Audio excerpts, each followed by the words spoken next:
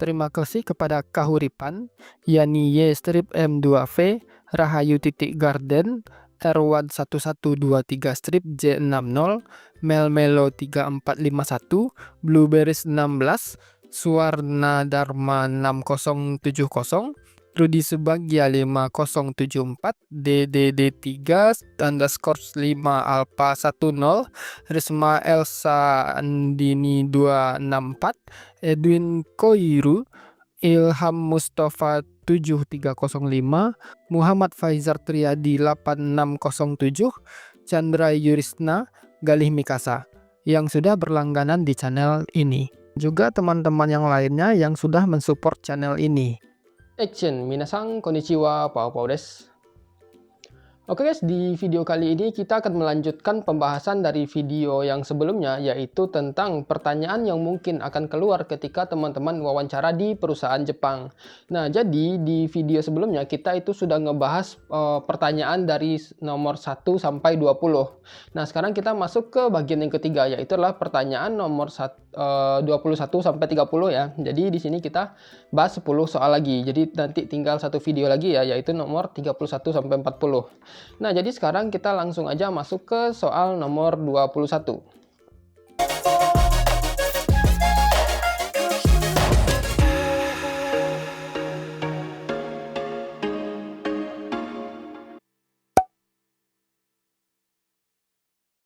Nah, soal nomor 1 yaitu ini simpel ya, yaitu teman-teman disuruh Jiko Shokai atau perkenalan diri. Nah, biasanya ya ketika teman-teman itu berada di Indonesia atau misalnya belajar di LPK, biasanya Jiko Shokai itu akan diajarkan dengan sangat detail sekali, mulai dari nama, tanggal lahir, asal, tujuan ke Jepang, terus keluarga ya, jumlah keluarga, hobi, cita-cita dan lain-lain seperti itu. Tetapi ketika teman-teman sudah di Jepang ya, biasanya Jiko Shokai itu jauh lebih simpel. Biasanya cuma memperkenalkan nama, panggilan, terus tanggal lahir, sama asal. Cuma itu saja. Dan mungkin kalau sayangnya gue nggak bikin ya video waktu wawancara ya.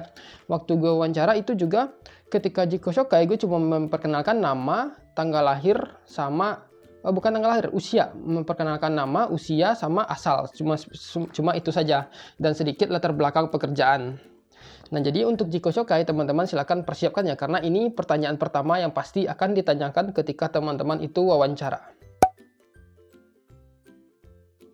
Pertanyaan nomor 2, Raijitsu Staryu, yaitu adalah Raijitsu Staryu ini adalah artinya dengan alasan kenapa teman-teman itu datang ke Jepang. Nah, untuk alasan ini sebenarnya kan bervariasi sekali.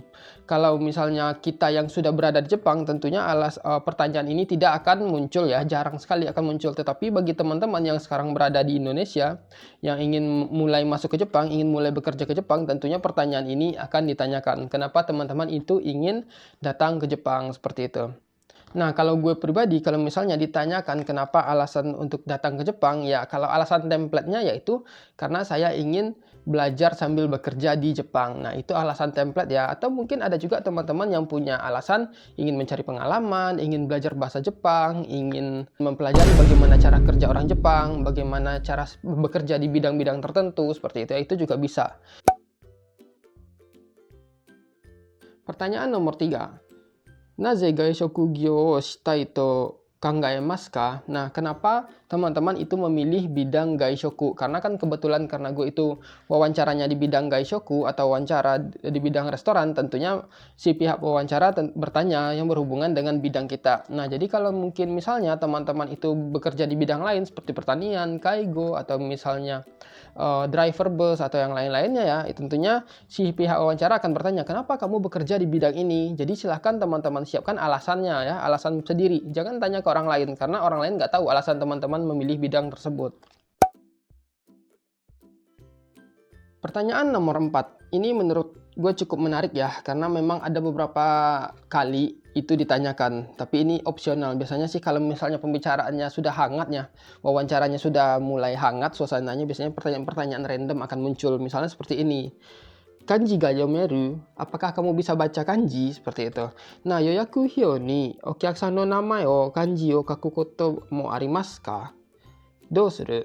Nah, jadi kalau misalnya ada pewawancara bertanya, "Apakah kamu bisa kan baca kanji atau misalnya bisa nulis kanji?" Kalau sekiranya ada tamu yang ingin memesan, kursi, terus bagaimana cara kamu menulis kanji di namanya, seperti itu ya, di reservasinya.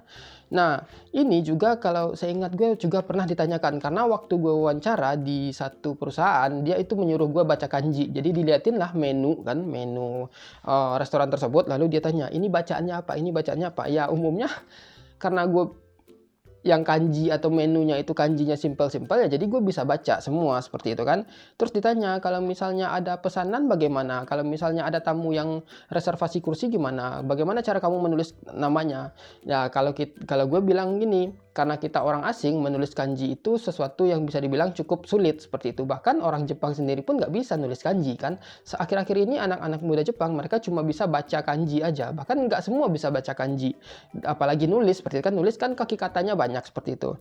Lalu kalau misalnya nggak bisa nulis kanji ya kita bisa ganti namanya jadi penulisan katakana seperti itu nggak masalah. Karena di restoran gue yang dulu, itu kalau misalnya ada yoyaku atau ada reservasi, penulisan namanya itu dengan katakana, bukan kanji ya teman-teman. Jadi nggak masalah, nggak harus kanji seperti itu. Ya, jadi teman-teman bisa jawab seperti yang gue jawab barusan, seperti itu ya kalau misalnya sekiranya ditanya tentang nama pelanggan.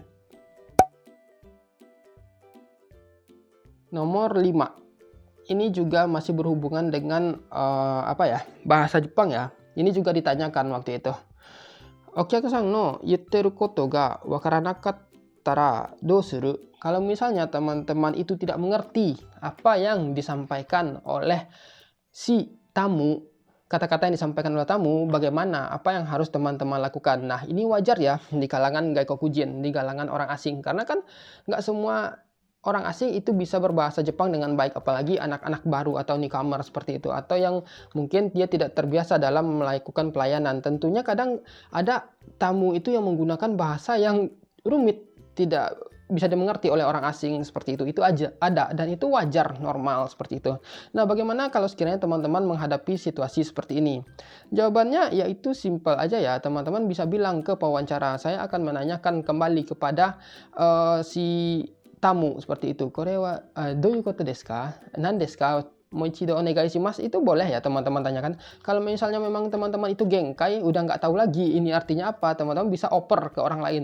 "Tolong dong urus tamu ini," seperti itu. Jadi nanti orang Jepang yang ngurus tamu itu. Ada beberapa kali gue juga pernah seperti itu. Kadang ada beberapa tamu itu dia bertanya ke gue. Jadi gue nggak ngerti seperti itu. Mungkin masalah bahasa, logat atau pelafalan juga kurang bagus seperti itu kan. Jadi gue lempar aja ke orang Jepang.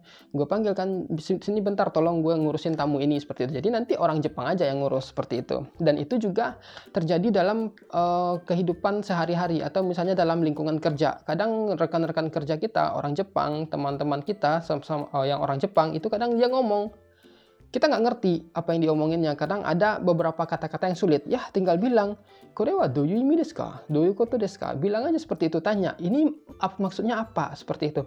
Nah, nanti dia akan menjelaskan dengan bahasa yang lebih simpel, yang mudah dimengerti seperti itu. Tentunya di sini memang kemampuan bahasa teman-teman itu dibutuhkan agar bisa nyambung dengan percakapan, baik itu sesama rekan kerja maupun dengan tamu seperti itu. Selanjutnya pertanyaan nomor 6. "Machigatte okiakusan ga chumon o shinakatta ryori o dashite shimatta toki dou suru?" Nah, jadi gini, eh, tamu misalnya dia tidak memesan apapun, tetapi teman-teman salah memberikan pesanan seperti itu. Bagaimana? Apa yang harus teman-teman lakukan? Kadang kan ada tamu itu dia nggak mesan ini, dia mungkin misalnya mesan daging ikan atau ikan bakar, tetapi teman-teman memberikan ayam misalnya seperti itu, atau memberikan daging sapi, atau misalnya dia tidak mesan apa-apa seperti itu, tapi teman-teman memberikan karena mungkin salah seperti itu ya. Ada kadang kesalahan input dari orang lain seperti itu, atau teman-teman sendiri yang salah, itu ada seperti itu ya. Kalau misalnya terjadi kesalahan seperti ini, cukup bilang sumimasen, bilang minta maaf aja seperti itu, lalu tarik lagi makanannya seperti itu. Atau kalau misalnya pesanannya salah, sumimasen atarashi ryo dashimasu, atau bilang gitu, atau henko shimasu, bilang seperti itu ya, kokang shimasu. Pokoknya teman-teman bikin suasananya itu jadi nyaman seperti itu, jangan bikin canggung. Ya intinya bilang sumimasen seperti itu, tarik makanannya seperti itu. Atau misalnya kalau misalnya teman-teman salah, sumimasen atarashi ryori dashimasu ne, bilang aja seperti itu, nggak apa-apa, boleh. Atau kalau misalnya teman-teman ragu, silakan sodang ke rekan-rekan kerja yang di Jepang, bilang ini si tamu nggak mesan ini, tetapi kok makanannya ada yang keluar yang ini, seperti itu. Silakan sodang seperti itu ya. Atau makanannya salah nih, gimana? Nanti rekan teman-teman itu akan bantu dalam memproses kesalahan tersebut, seperti itu. Jadi teman-teman tanya dulu seperti itu. Intinya satu, minta maaf dulu, yang kedua tanya, sodang ke rekan-rekan kerja, seperti itu ya. Atau tenco. Pertanyaan nomor 7. Sabisu de ichibang daiji nano wa, apa yang paling penting dalam servis? Nah, kalau gue selalu jawab ya, dalam servis itu yang paling penting itu adalah omotenashi sama kikubari. Apa itu omotenashi? Omotenashi adalah satu hal yang penting dalam bidang servis, yaitu keramah tamahan. Misalnya senyuman, penggunaan bahasa yang bagus, ya, keramah tamahan dalam pelayanan tamu itu adalah sesuatu yang penting. Yang kedua yaitu adalah kikubari. Kikubari ini adalah perhatian. Misalnya teman-teman ketika bekerja tentunya tidak hanya fokus pada pekerjaan, tetapi memperhatikan juga tamu. Misal seperti itu, perhatikan misalnya air minum tamu tumpah, ya teman-teman harus segera datang ke meja tamu, bawa misalnya lap untuk membersihkan meja. Atau misalnya sumpit tamu jatuh, ya segera carikan sumpit pengganti, seperti itu ya. Atau misalnya tamu menemukan sesuatu yang aneh di makanannya, segera hampiri, seperti itu. Itu yang namanya kikubari, seperti itu. Dan ini memang sangat penting dalam pelayanan ya, karena di materi ujian restoran, baik itu ya Tokutegi no Nigo sih khususnya, kikubari ini sangat ditekankan, dan itu biasanya di poin terakhir, yaitu perhatian. Jadi kita harus memperhatikan tamu itu, apa keluhan mereka, apa yang kurang misalnya dari mereka yang merasa kurang atau apapun itu kita harus perhatikan. Pertanyaan nomor 8. Naze ima no kaisha ni nokoritaku nai desu ka? Nokoritaku nai, maksudnya di sini kenapa kamu tidak mau tinggal di perusahaan saat ini? Artinya di sini alasan kenapa teman-teman itu ingin pindah perusahaan. Nah, jadi silakan jelaskan alasan teman-teman secara spesifik seperti itu ya. Yang penting jangan menjelek-jelekan perusahaan saat ini, perusahaan di mana tempat teman bekerja. Jadi berikan alasan yang masuk akal seperti itu. Jadi gue pun sudah menjelaskan ya di video pertama dan video kedua, ini ada pertanyaan yang mirip seperti itu. Jadi pikirkan dulu sebelum wawancara kan, pertanyaan yang seperti ini kemungkinan keluar. Kenapa teman-teman ingin pindah perusahaan? Kenapa teman-teman itu ingin melamar ke perusahaan ini? Seperti itu. Jadi pikirkan apa jawaban yang tepat untuk pertanyaan semacam ini. Nomor 9. Okyaksan o manzoku saseru tame ni nani o suru? Apa yang harus kita lakukan agar pelanggan puas? Ya, agar pelanggan puas, kita tentunya memberikan pelayanan yang bagus, menyediakan makanan yang cantik tampilannya, memberikan rasa yang sempurna, tidak keasinan atau tidak terlalu manis dan atau tidak terlalu pekat. Dan juga kalau misalnya teman-teman itu memberikan pelayanan, berikanlah pelayanan dengan cepat. Misalnya ada waktu, jangan biarkan tamu itu menunggu. Kadang ada tamu itu yang nunggu 10 menit, 15 menit, itu kan kelamaan. Nah, tentunya itu akan mengurangi kepuasan pelanggan.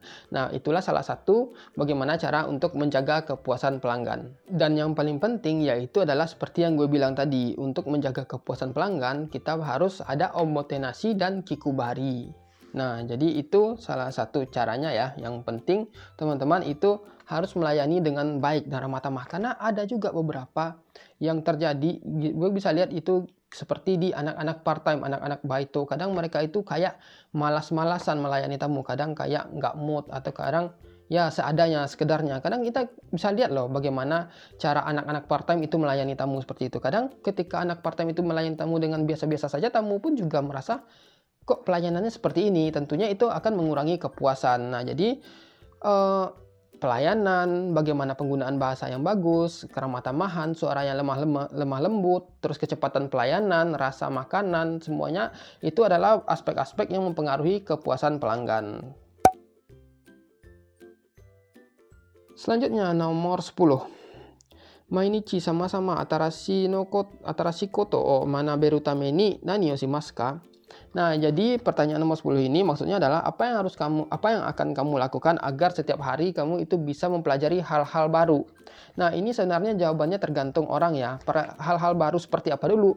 Teman-teman juga boleh ya tanya ke si pewawancara hal-hal baru seperti apa dulu. Misalnya hal-hal baru dalam pekerjaan atau hal-hal baru dalam pengetahuan umum, hal-hal baru dalam bahasa Jepang. Ya, tentunya ada beberapa hal yang tentunya harus kita eh, bagi-bagi seperti itu kan. Kalau misalnya di sini hal baru tersebut adalah tentang pekerjaan, yaitu adalah mengamati bagaimana cara kerja rekan kerja kita sehingga kita bisa mempelajari bagaimana cara kerja di perusahaan tersebut sehingga nanti kita akan mempelajari hal baru terus setiap hari. Atau kalau misalnya mempelajari hal baru di sini mungkin dalam kemampuan bahasa, tentunya teman-teman bisa jawab yaitu adalah mempelajari kosakata baru minimal misalnya 5 atau 10 kosakata per hari. Tentunya ada metode-metode yang harus dilakukan seperti itu kan. Nah, jadi teman-teman juga perlu ya tanyakan ke si pewawancara antara psikotonya yang seperti apa, apakah yang berhubungan dengan pekerjaan atau yang berhubungan dengan kemampuan bahasa atau yang berhubungan dengan pengetahuan-pengetahuan lainnya. Tentunya kita juga harus tahu gitu kan maksudnya apa antara psikoto itu, karena kan antara psikoto yang bisa kita pelajari itu banyak dan nggak cuma tentang pekerjaan aja, kemampuan bahasa kita kan juga kita harus tingkatkan. Nah, jadi lebih kurang seperti itu ya, 10 pertanyaan yang mungkin akan keluar ketika teman-teman wawancara di perusahaan Jepang. Selanjutnya kita akan lanjut di pertanyaan nomor 31 sampai 40 di video berikutnya. Nah, kalau sekiranya teman-teman itu masih punya pertanyaan, silakan tulis di komen, gue bakal jawab sebisa mungkin dan sampai ketemu di video berikutnya. Cut.